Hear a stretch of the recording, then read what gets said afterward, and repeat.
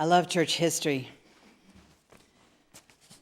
I wish there were someone like Dominic Dunn who would write about it for Vanity Fair. You got the same elements. You have intrigue and clash of personalities, and you've got integrity and ambition and vanity, and the clear sense in one camp that what is clear and obvious to them is not obvious to the other camp, and in this camp, what's clear and obvious to them is not obvious to this camp, and they both think the other is misguided, dangerously. In 1803, the seed that starts the birth of American Unitarianism is sown with the death of the Hollis professor of Divinity at Harvard University. Now, the Hollis professor of Divinity trained every single minister who came out of Harvard, and there weren't any other places to study, really. So you come out of Harvard, there weren't divinity schools at that time. If you wanted to do graduate work, you went to Germany, which many ministers did. But this professor of divinity taught the ministers who were going to be guiding the people of New England in their spiritual journeys. He died, and the person who was obvious to replace him was not quite right for the position, because where the Hollis professor who died had been a liberal Calvinist, the obvious person to replace him, Henry Ware, was just a liberal.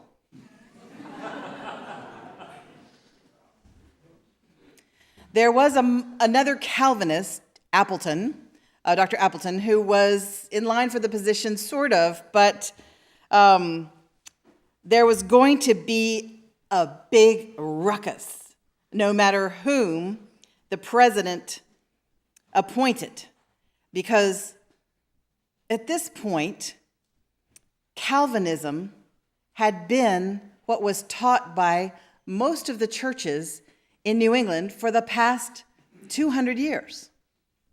Since the 1600s, the churches had been teaching Calvinism. And I'm going to remind you, in case you've forgotten, what Calvinism is. John Calvin was one of the reformers in the 1550s. He ruled over the town of Geneva, Switzerland. He's the father of all the Reformed churches, Presbyterian Church, Dutch Reformed. All the Calvinist churches are come from the writings of this man, who was just reviving the writings of a bishop of Ethiopia named St. Augustine of Hippo, and he wrote the things that John Calvin then rewrote and expanded upon. And the way that you remember what Calvinism teaches is by the acronym TULIP. And I'm going to tell you what TULIP stands for. T is the first doctrine. It's called the total depravity of human nature.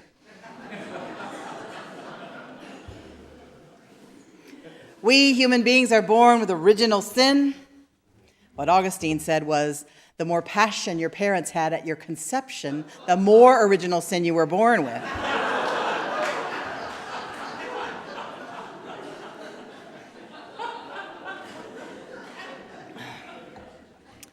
So it's best to conceive children with as neutral an attitude as possible.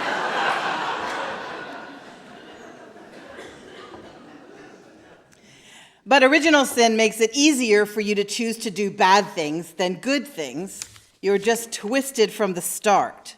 And no amount of coddling or challenging at school or at home will take the crime and stupidity out of you. And mostly, we're inclined to choose selfishly. And this is why the hymn Amazing Grace has the word wretch, saved a wretch like me. And this is why some of the Calvinist preachers quote this verse in Isaiah that says, even your righteousness is as filthy rags. And this is why in Reformed churches, you don't come up to the altar for communion. Communion comes to you in little tiny cups of grape juice with little cubes of white bread, because you cannot take a step toward God. God has to come to you. You're not even a partner in your own salvation. You're just a blob. You're a wretch. You're a worm. Get used to it. For me, this has been the most difficult of my former Presbyterian beliefs to get over because I find it a moderately cheerful and relaxing doctrine.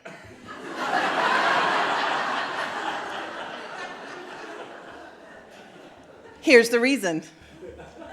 If you're a wretch, and if it's easier for you to choose to do bad things than good things, then you're doing pretty well.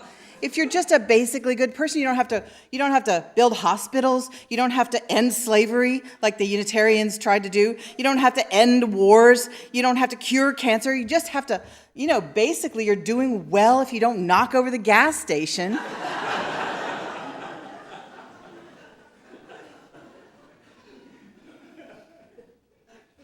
Now I try to believe in the basic goodness of human beings, but I have to say it does set you up for more episodes of disappointment.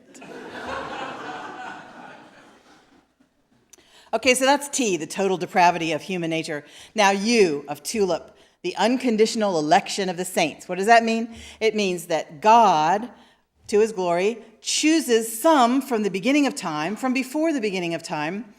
Some are chosen to be saved. That's all Augustine said. But it doesn't take a big logical leap to say, so does that mean that some are chosen not to be saved? Well, yeah, but we don't talk about that. That's the famous double predestination some of y'all have wrestled with as children. Maybe it's just me. But predestination, by the way, is this Calvinist belief that your end is predestined. It's not like, oh, I stubbed my toe, that must have been predestined to happen. No, it's the end of things. There's free will in between. It just doesn't affect the end, which is either glory with God or not, depending on how God chose. Now, when Augustine proposed this in the 400s, a church council was hastily convened to declare this doctrine anathema. Anathema is Greek for something that's really yucky and not true.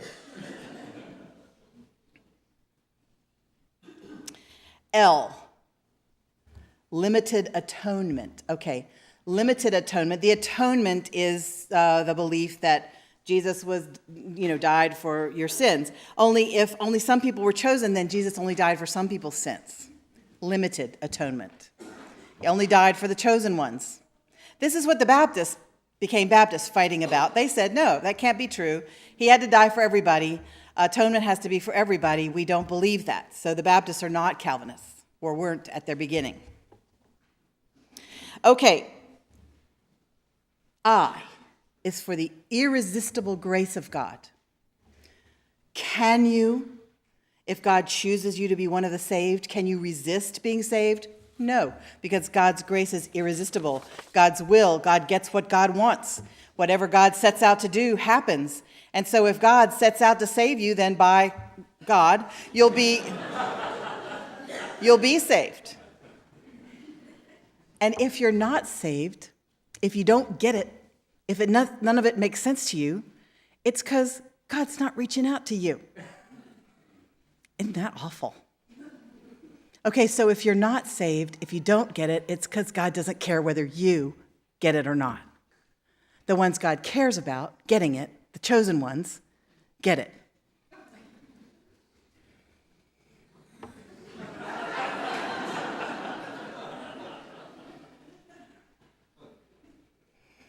P is for the perseverance of the saints. That just means that once you're saved, you persevere in being saved. There's really nothing you can do to get unsaved. You can make lots of mistakes, you'll be forgiven. Once saved, always saved. But if you kind of get unsaved, it's probably because you weren't really saved in the beginning. C.I.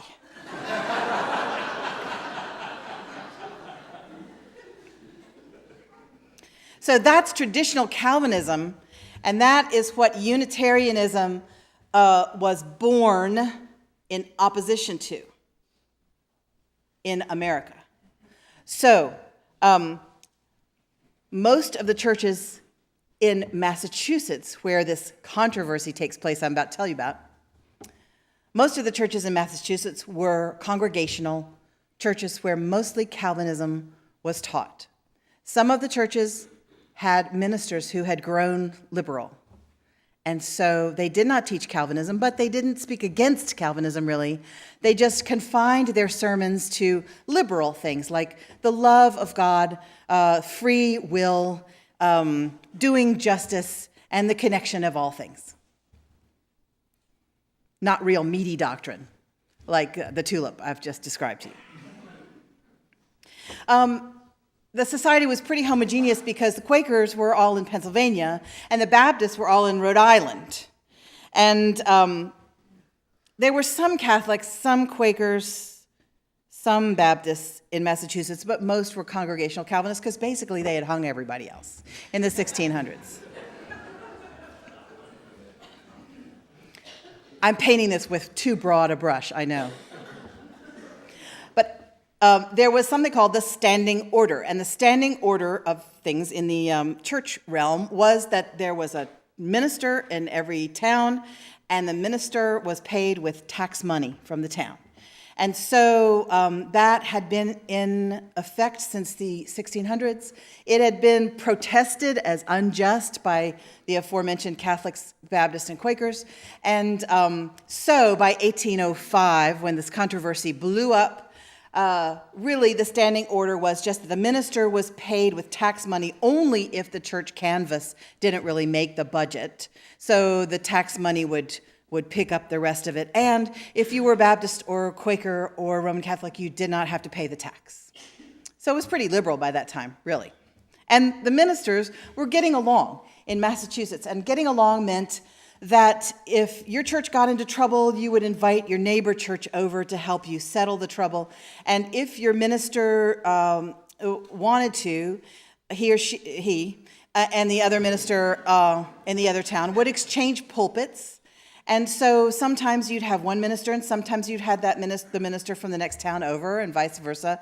And it rested the ministers because they didn't have to write a new sermon that week, and it rested the people because they got to hear a different voice. So it was all good all the time back in those days. Enter the bad guy. There was a Calvinist named Jedediah Morse, and he moved to Massachusetts and was frankly horrified that the ministers were getting along so well with one another. He did not see how there couldn't be conflict between the liberals and the Calvinists, because if you really dug down, if you really challenged one another on your doctrine, if you really found out the truth of what each man believed, then you would know that there was no way you could invite someone who was not preaching Orthodox doctrine into your pulpit to preach to your people because they might get corrupted or something. So Jedediah Morse began stirring up trouble. What he said was there was one minister in Boston who had said he was a pure Calvinist and he wasn't going to pulpit exchange with anybody else who wasn't a pure Calvinist, but he just kind of kept in his head who that was and who that wasn't. But Jedediah Morse decided that there needed to be a signed statement of belief, that if you could not sign that you believed in the tulip Calvinist principles, then, by God, you were a Unitarian. And that was bad to him. The English Unitarians didn't even believe Jesus was anything but a human being. Now, the American liberals were not quite ready to go that far. And so they said, no, we're not Unitarians. Not like that guy Joseph Priestley, who was a scientist from London whose church was destroyed, and he came over and began preaching Unitarianism in the United States.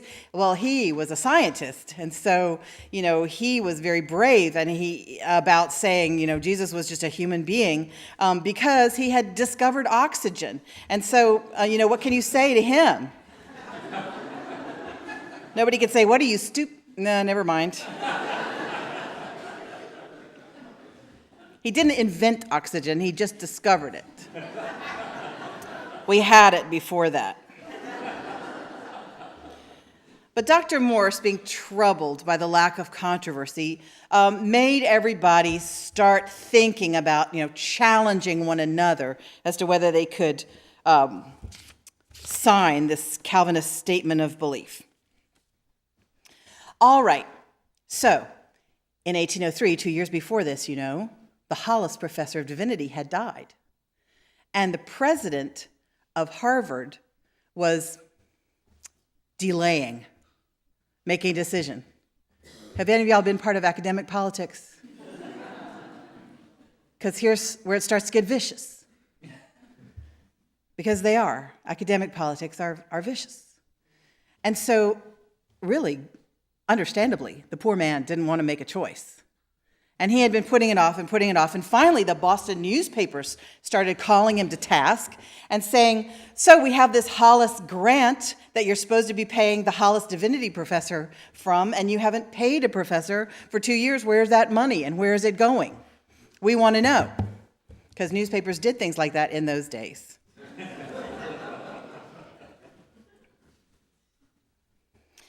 And his corporation, which was like the board that was helping him govern the university, the corporation was beginning to mutter and push on him as well. So he exited the fray by dying.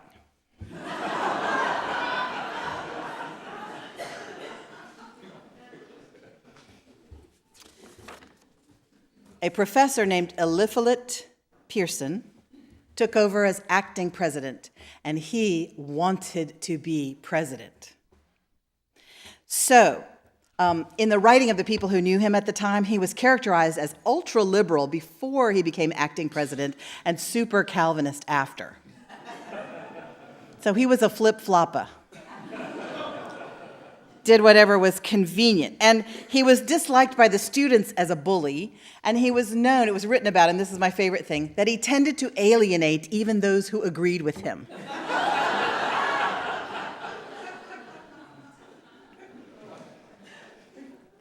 Eliphalet Pearson and 5 other men made up the corporation. There was another staunch Calvinist, 2 liberals, and 2 moderates. So you got 2 Calvinists, 2 liberals, 2 moderates. The way they started the search process was each man wrote down 2 names of candidates. So the 2 Calvinists each wrote down 2 Calvinist names. The 2 liberals each wrote down 2 liberal names, and the moderates wrote down, what? 1 of each. The meetings were sour. They did not have a covenant of right relations. They say the meetings were the sourest due to the personality clash between Eliphalet Pearson and Dr. John Eliot, who was a liberal minister, and it was said that Pearson's personal attacks on Eliot were schoolboyish and mean. Those meetings must have been a joy. One of the people on the corporation was Judge Oliver Wendell, and he was his daughter was married to the conservative Calvinist Abel Holmes. And their son, Oliver Wendell Holmes, very famous. So anyway, finally Judge Wendell proposed a compromise. How about making Appleton the Calvinist the professor and making Henry Ware, the liberal, the president? No, said everybody said. Henry Ware was not suited to the position of president. Okay, then how about the other way? Appleton for president, Ware for professor. Well, John Eliot didn't really like that because Appleton had a discordant and unpleasant voice. And as president, that would be a hindrance. You really don't want your president sounding like that. And leading worship like that. It's not good. So, that was a no from him, and it was also, but it would have passed except for Eliphalet Pearson, the Calvinist, voted against that, making Appleton the Calvinist the president because he wanted to be president himself. See? So they appointed Henry Ware as the Hollis professor, but the appointment had to be okayed by the board of overseers, of whom there were 47. And at this meeting where they were going to vote, 45 of them showed up, which is unusual. And also who showed up was Jedediah Morse. And Jedediah Morse took this opportunity to cross-examine Henry Ware and to cross-examine those in the corporation who were making this appointment. And he said, I've got you now because Hollis, who made this gift, wrote down stipulations about whom should be in this position, and it should be a person, quote unquote, a man of solid learning in divinity, of sound and orthodox principles. Orthodox. said Jedediah Moore. See? Booyah. But then the corporation, being educated people themselves, said, yes, but Hollis, you see, was a Baptist, and he had already left the orthodoxy that you're talking about, and so he would approve of Henry Ware, who is as orthodox as Hollis was. Booyah yourself. I'm paraphrasing.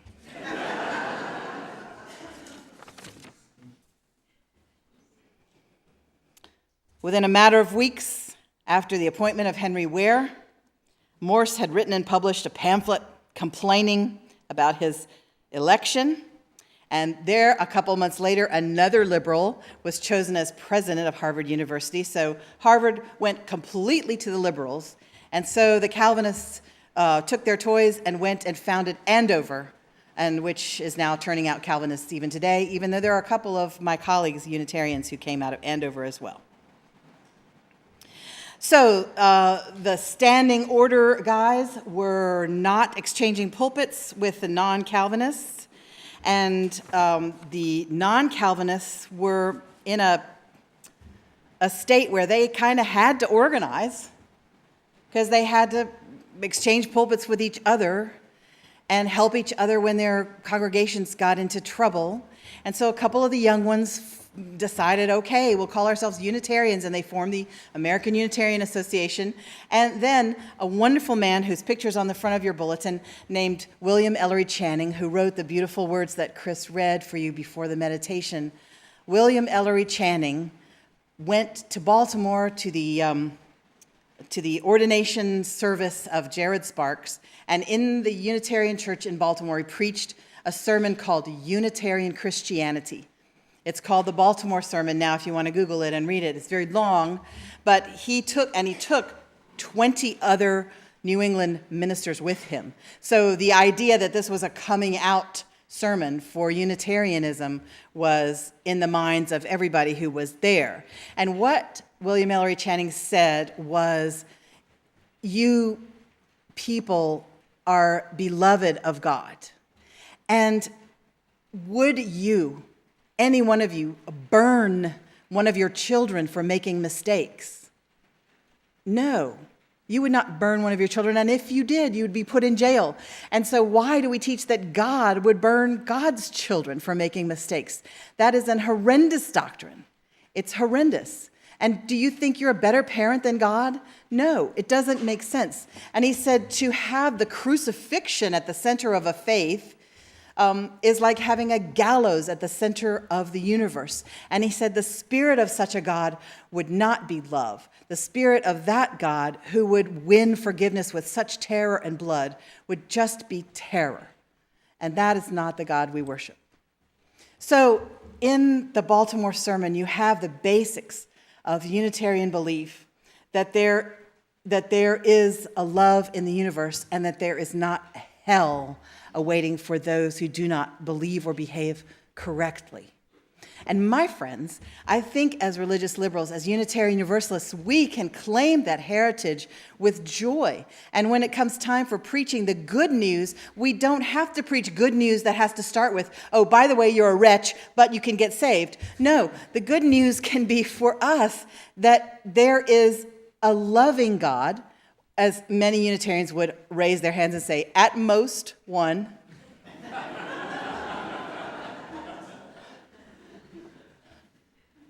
And part of that love is that hell does not make any sense, and that you can be a good person without fear of punishment, that we are good people simply because it works better to be good people. We enjoy our lives more as good people, and we do not need to be frightened into being ethical. So I say we should get mouthy and proclaim that good news at the coffee hour, at the cocktail hour, at the beauty bar, at work, at the water cooler, if we won't get fired. You can say, guess what? I go to the one God, no hell church. Unitarian, one God. Universalist, universal salvation. One God, no hell. It's good news. May we spread it around.